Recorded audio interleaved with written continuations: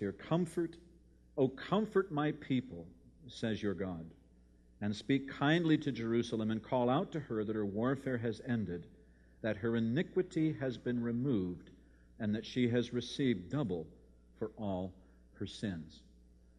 To make the declaration, and later on he'll say, "Get yourself up on a high mountain, O bearer of good news." And I imagine myself coming here in Santa Cruz and somehow getting up on whatever high mountain I could find. And I'm only partially interested in symbolism. I'm sure he could have gone to Mount Madonna or some other place and stood up there and actually spoken this out. But to me it was much more of a spiritual thing.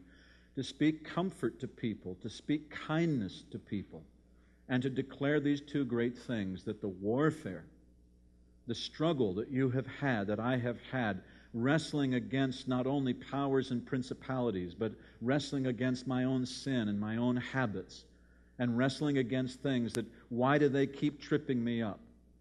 And contending with stuff that I know is not the right thing.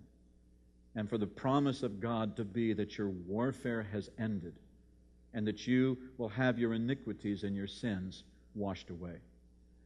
I believe that the two great messages of the Church of Jesus Christ are supposed to be forgiveness and deliverance.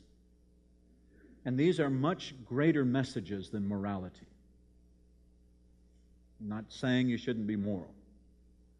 But I'm saying that a church or a daughter of God or a son of God who only knows to tell people what to do and what they shouldn't do can't ultimately be very much use or benefit to most human beings, because sooner or later, even if you tell them to floss, they don't. Whatever people know that they're supposed to do, they don't do. And they end up doing things that they're not supposed to do. And I wanted with all of my heart to always find a way to communicate that there is still hope, no matter how long you have been engaged in a struggle, no matter how many things have overtaken you, that there is a kind and comforting way that people could be spoken to that assures them that whatever their sins have been, God has a double portion of blessing and good for them instead.